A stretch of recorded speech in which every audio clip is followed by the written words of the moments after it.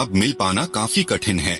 कई बार सोने के बाद हमारे आत्मा परमात्मा से मिलकर आ जाते हैं। इसी कड़ी में आज हम एक रहस्य पर से पर्दा उठाएंगे।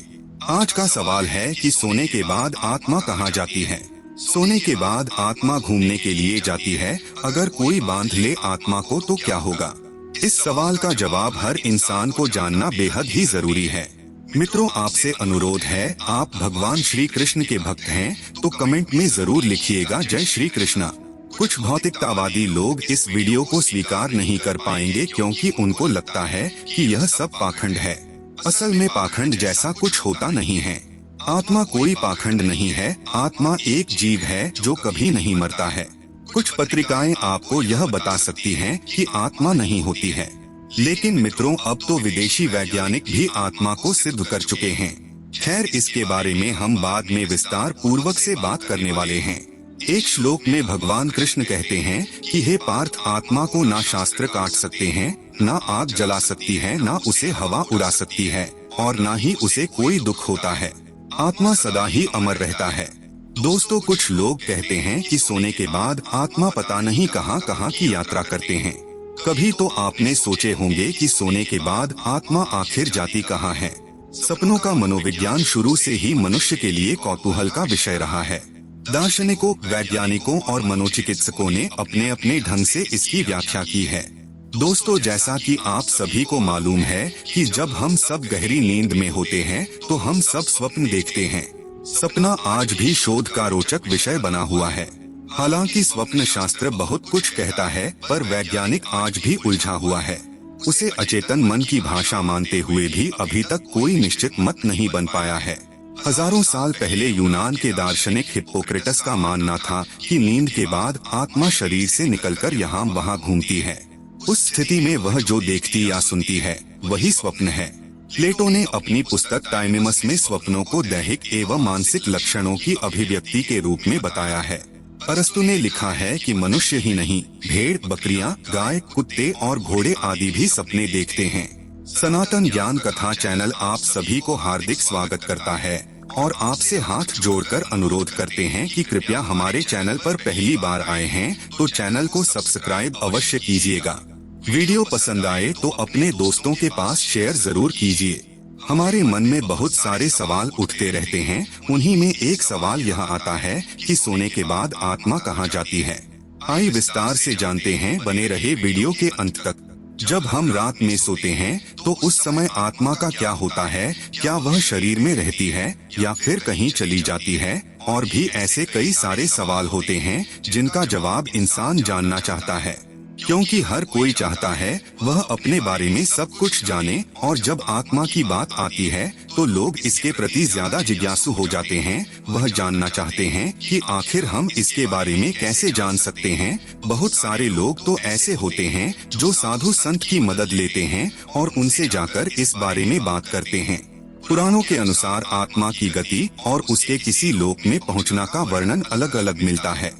हम पौराणिक मत को जानेंगे, लेकिन पहले संक्षिप्त में वैदिक मत भी जान लें जो कि गति के संदर्भ में है। क्या हमारी आत्मा शरीर में ही रहती है या हमारी आत्मा मानव शरीर से अलग हो जाती है? जो व्यक्ति बहुत ज्यादा थक हार कर सो जाता है तो उस समय उसे बहुत ही अजीब अजीब चीजें दिखाई देती है और कभी कभार तो आत्मा परमात्मा से मिलने पहुंच जाती है।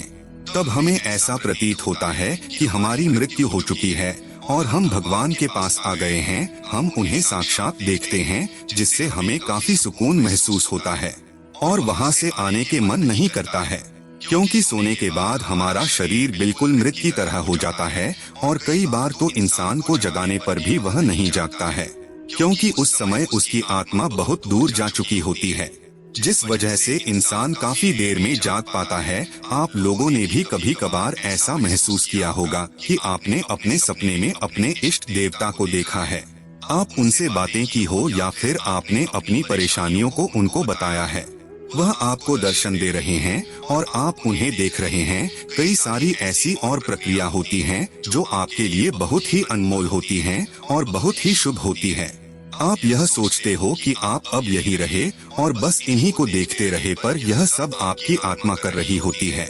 जिस दिन आप यह सपने देखते हैं, यानी कि आपका आत्मा परमात्मा से मिलती है, उस दिन आपका तन मन पूरी तरह से शुद्ध होता है। मित्रों, सोने के अंदर भी आत्मा अचेतन मन से जुड़ जाती है, इसलिए सोने को एक दूसरी मौत का नाम दिया गया है।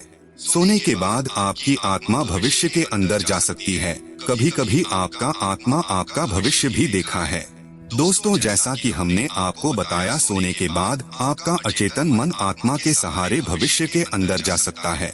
वह भविष्य को देख सकता है, उसके अंदर वह क्षमता होती है। आपके सामने कई ऐसे उदाहरण होते हैं जिनमें सोने के बाद हमारा अचेतन मन भविष्य के अंदर चला गया था। आपने कभी खुले आंखों से जो चीज नहीं देखे होंगे, वह आपका बंद आंखों यानी सोने के बाद आपका आत्मा देखते हैं। आपको भी कई ऐसे सपने आए थे कि वो बाद में सच हो गए। इस तरह के सपने हमें तब आते हैं जब हमारा अचेतन मन भविष्य के अंदर जा चुका होता है। हमारा अचेतन मन भविष्य को कैसे जान लेता है, इसके बारे में कहना मुश्किल है, लेकिन ऐसा माना जाता है कि जो भौतिक जगत के अंदर घटित होता है, वह उससे पहले ही सूक्ष्म जगत के अंदर घटित हो चुका होता है। इसका मतलब यह है कि हमारे साथ पहले सूक्ष्म जगत में घटित होता है और उसके बाद ही उसका असर भौतिक जगत पर पड़ता है। जब हम सो जाते हैं तो हमारा अचेतन मन अनंत ब्रह्मांड में जुड़ जाता है और वह कहाँ पर क्या हो रहा है वह यह देख सकता है। कभी कभी हमारा आत्मा सोने के बाद वैकुंठ धाम भी दिखाते हैं, ठीक उसी प्रकार जैसे देवता दूर रहकर भी कहीं भी देख सकते हैं। और जो सूक्ष्म जगत के अंदर घटित हो चुका है, उसे आसानी से अचेतन मन पता लगा लेता है। भविष्य बताने वाले सपनों के अंदर हमारा अचेतन मन उस स्थान पर जाकर देख सकता है, या कहें कि वह उस स्थान पर यहीं से देख सकता है। इसी तरह का सपना एक बार मुझे भी आया था। हमारा बुआ का एक लड़का था और उसकी मौत गौर के दिन हुई थी। हमको नहीं पता था कि उसकी मौत हो चुकी है, लेकिन उसी दिन सपने में मैंने देखा कि उसकी मौत हो चुकी है। हालांकि मैंने इसको फेक माना, लेकिन सुबह जब पता चला कि सच में बुआ के लड़के की मौत हो चुकी है तो हैरान रह गया। हालांकि हर सपना सच नहीं होता है, 100 में से एक ही सपना होता है जो सच होता है। तो आप सपने देखने के बाद घबराएं नहीं, मन को शांत रखें। दोस्तों, यह तो केवल हम लोगों के साथ ही घटित होता है, ऐसा नहीं है। आपके घर परिवार के अंदर भी कुछ ऐसे लोग हैं जिन्होंने सपनों के अंदर भविष्य देख लिया है। आपको बता दें कि सारा भविष्य कोई फिक्स नहीं होता है, लेकिन कुछ चीजें फिक्स होती हैं। दोस्तों, सोने का मतलब होता है आपका चेतन मन सो जाना। चेतन मन जो कि आपके शरीर का एक हिस्सा। In good times and in Total chaos! Wherever life takes you, HSBC can help. हिस्सा कहा जाता है, वह सो जाता है। जब आप सो जाते हैं तो आपका सिर्फ चेतन मन ही सोता है। चेतन मन जो बाहर का मन होता है, लेकिन अंदर का मन कभी सोता ही नहीं है। उसे इसकी कोई जरूरत नहीं होती है।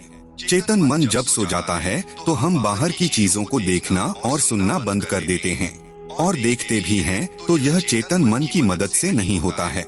कुछ लोग जो मर चुके और बाद में वापस जिंदा हुए, तो उन्होंने वो सारी बातें बताई जो उसने नहीं देखी थी। इसका मतलब था कि वे अपने अचेतन मन से जुड़े थे। दोस्तों, आत्मा कुछ नहीं करती है, क्योंकि वह एक अभौतिक सत्ता है। उसके अंदर कोई राग होता ही नहीं है।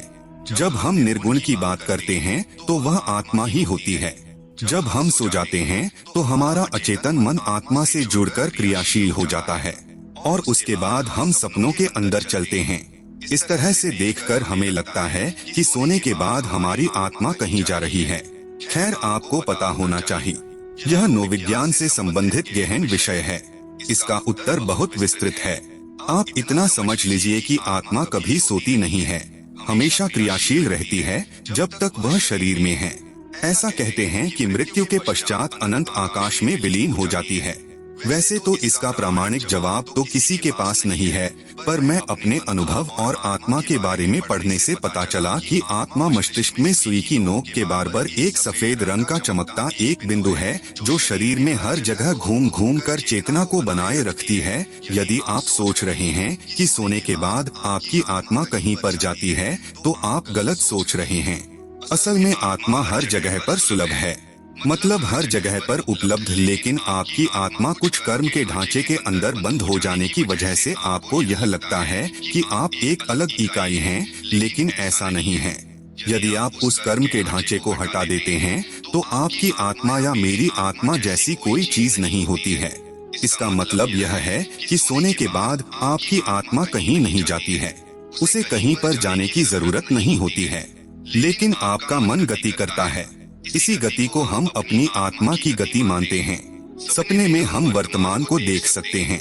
दोस्तों, सपने में तीसरी स्थिति यह होती है कि हम वर्तमान को हूबहू देख सकते हैं, जो वर्तमान में घटित होता है, और हम उसे सपने के रूप में देख रहे होते हैं। इस तरह के सपने हमें यह बताते हैं कि कहां पर क्या हो रहा है। दोस्तों, इस प्रकार के सपनों के मेरे पास तो कई प्रमाण नहीं है, लेकिन एक घटना का उल्लेख करना चाहूँगा। डॉक्टर अरुण कुमार लिखते हैं कि एक बार जब वे सो रहे थे तो उन्होंने देखा कि सज्जन जी उसके पास आए हैं और बोल रहे हैं कि मैं तो जा रहा हूँ, तुम बच्चों का ध्यान रखना। उसके बाद अचानक से लेखक की आंख खुलती है तो समय देखते हैं यह रात का 3 बजा है। उन्हें समझ नहीं आता है कि यह सब कैसे हो गया और सज्जन जी का यहाँ पर आने का क्या मतलब। लेकिन जब सुबह होती है तो पता चलता है कि सज्जन जी तो रात को 1 बजे ही मर चुके थे। सपने में हम वर्तमान को देख सकते हैं। दोस्तों, यह सज्जन जी की जीवात्मा थी। भले ही लेखक का चेतन मन नहीं जागा था, लेकिन अचेतन मन जागा हुआ रहता है, और यही वजह थी कि उन्होंने इसको एक सपने के रूप में देखा। जीवात्मा अचेतन मन से आसानी से संपर्क कर सकती है, लेकिन चेतन मन से संपर्क करना उसके लिए इतना आसान नहीं होता है। इसीलिए तो देवता और दूसरी आत्माएं सपने के माध्यम से कुछ कहती हैं। चेतन मन की अपनी सीमा होती है और अचेतन मन की अपनी सीमा होती है। इसमें एक भौतिक होता है तो दूसरा सूक्ष्म होता है। सोने के बाद आप भूतकाल देख सकते हैं। आपको बता दें कि आत्मा एक सहयोगी है, यह मात्र सहयोग कर सकता है। इसके कारण संभव है सोने के बाद दूसरी संभावना यह है कि आपका अचेतन मन भूतकाल को देख सकता है। यहाँ पर हम भूतकाल के चर्चा कई उदाहरणों से देखेंगे। भूतकाल का मतलब होता है कि जो घटित हो चुका है और उसके अंश आपके अंदर मौजूद हैं, लेकिन चेतन मन उन तक पहुँच नहीं सकता है। लेकिन अचेतन मन के लिए इन चीजों तक पहुँचना आसान होता है। जब हम संचित सूचनाओं की बात करते हैं तो उन सूचनाओं की बात करते हैं जो आपने अपने अनेक जन्मों के अंदर संचित की हैं। वे अभी भी मौजूद हैं, लेकिन आप उन तक पहुंच नहीं पा रहे हैं। जब आप सपने के अंदर होते हैं तो आपका अचेतन मन उन सूचनाओं को आपको सपने के रूप में दिखाता है जो पहले ही हो चुका है। दोस्तों, इसी का तो परिणाम होता है कि हम कई बार ऐसी चीजों के सपने देखते हैं जिनके बारे में हम इस जीवन के अंदर कुछ जानते भी नहीं हैं, कहीं देखे भी नहीं होते हैं। वैसे सपने भी हम देख सकते हैं।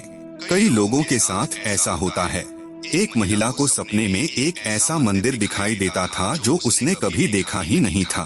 उसके बाद जब उस महिला ने उस मंदिर को खोजने का प्रयास किया तो वह मंदिर उसे सचमुच मिल ही गया था। उसके बाद महिला को पता चला कि यह उसके पूर्व जन्म का स्थान था, इसीलिए उसे बार बार इस मंदिर के सपने आते थे।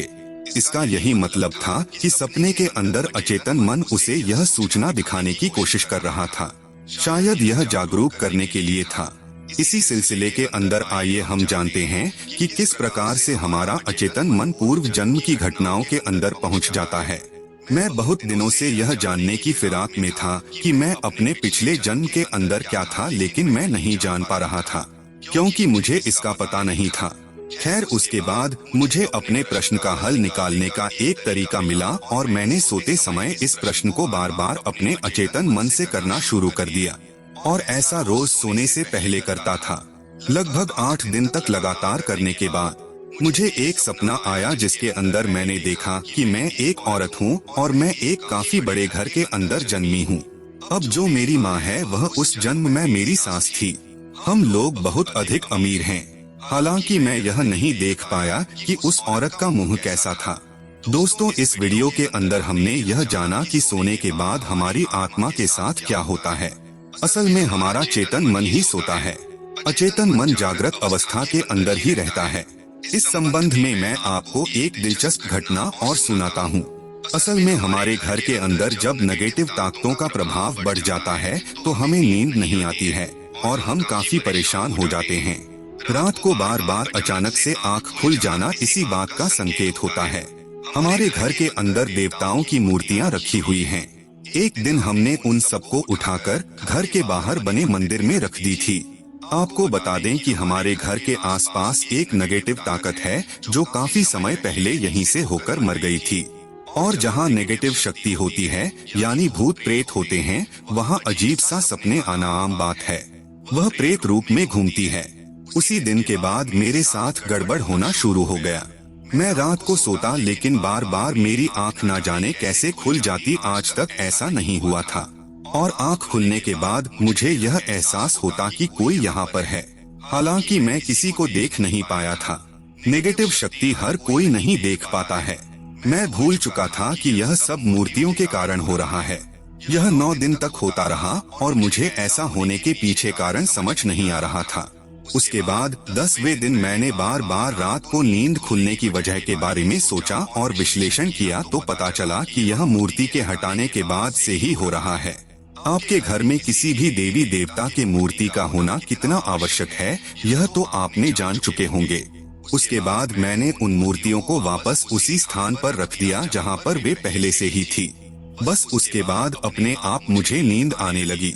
हालांकि इन सब घटनाओं से मुझे यह लगता है कि कोई भी नेगेटिव ऊर्जा जब हमारे आभामंडल को रात के अंदर भेदने की कोशिश करती है या उसकी तरफ आकर्षित होती है, तो हमारा अचेतन मन चेतन मन तक यह संदेश पहुंचा देता है। यही वजह है कि हमारी आंख अचानक से खुल जाती है। हालांकि रूटीन के अंदर तो यह तय होता है। जैसे आप रोज 5 बजे उठते हैं तो आपका अचेतन मन आपको 5 बजे उठा देगा। 60 रुपए। यार ये पेमेंट्स कितनी आसान हो गई ना।